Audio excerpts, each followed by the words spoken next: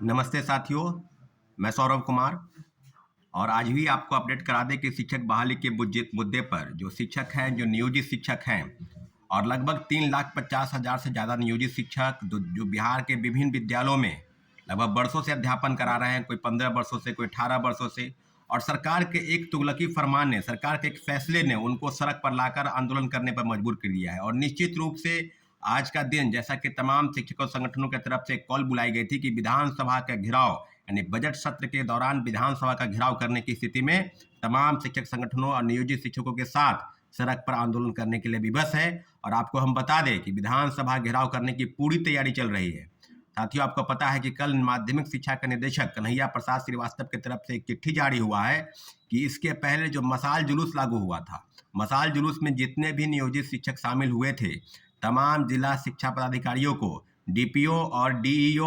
और बीईओ,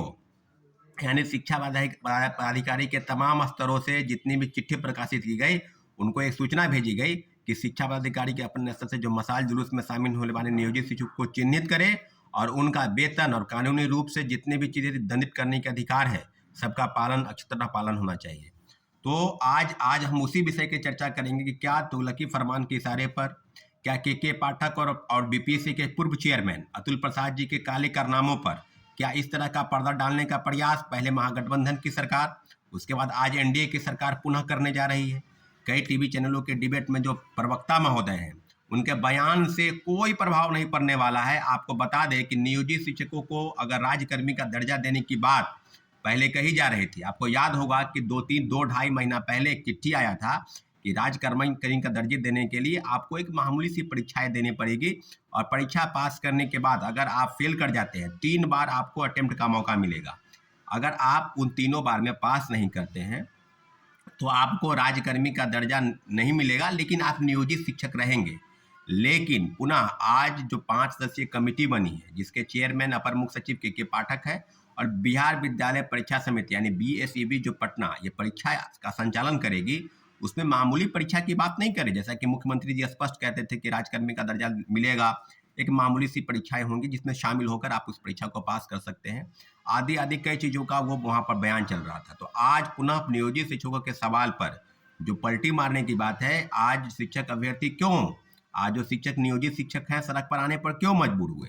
इसका पूरी तरह से आप समझ सकते हैं कि नौकरी लेने की बात, एक तरफ बिहार में 3 महीने में लगभग 2 लाख शिक्षकों को नौकरी मिली, और तीसरे फेज की बहाली की प्रक्रिया में आवेदन लिए जा रहे हैं, एप्लीकेशन प्रारंभ हो चुका है। और दूसरे तरफ नियोजित शिक्षक जो 15 वर्षों से 18 वर्षों से पढ़ा रहे हैं, उनको आप एकाएक कहेंगे कि आप परीक्षा दीजिए, अगर फेल कर जाते हैं तो आपको नौकरी से बाहर किया जाएगा। तो सारी चीज़ें अब बिल्कुल स्पष्ट हो गई है कि सरकार के इसी गलत निर्णय की वजह से जो चीज़ें सामने आई है, उसका जो निश्चित रूप से जो के पाठक और अपर मुख्य सचिव के पाठक और जितने भी पदाधिकारी शिक्षा विभाग के हैं, तुगलकी फरमान के इशारे पर सरकार की सारी गतिविधियों पर इस बात का इशारा करते हैं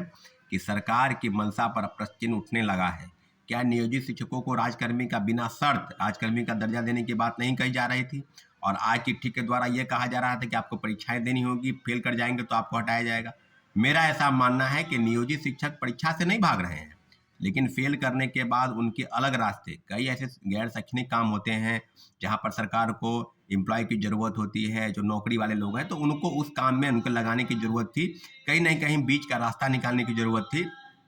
परंतु तुगलकी फरमान जिस प्रकार से निकाला जा रहा है, मुझे लगता है कि सरकार के इशारे पर, चाहे वो महागठबंधन की सरकार हो चाहे एनडीए की सरकार हो, आपको याद होगा कि के पाठक और पूर्व शिक्षा मंत्री चंद्रशेखर जी की जो झगड़ा चल रहा था, उसमें चंद्रशेखर जी को पद से हटाया जाना इस बात की पुष्टि करता है कि के पाठक कितने सख्त और कितने दमदार ऑफिसर है, जिनके कहने पर मुख्यमंत्री जी ने शिक्षा विभाग के जो मंत्री है उनको हटाना पड़ा। तो मुझे लगता है कि इस तरह की चीज़ों पर अगर बिहार की शिक्षा व्यवस्था को बदलना है, दुरुस्त करना है, नियोजित शिक्षकों को राजकर्मी का दर्जा देने की बात पहले से कही जा रही थी और बिना शर्त, तो सारी चीज़ों पर अब एनडीए की सरकार से मांग करते हैं कि सरकार इन सारी समस्याओं को सुने और समझे, और जितने भी शिक्षक संगठन है उनके साथ बातचीत करने की जो बात है, बिना शर्त राजकर्मी का दर्जा दे। अगर फेल कर जाते हैं तो उनके लिए कोई अलग से रास्ता निकालने का प्रयास करे, लेकिन इस तरह के तुगलकी फरमान से न बीपीएससी न शिक्षा विभाग और कोई भी विभाग अगर तुगलकी फरमान निकालता है,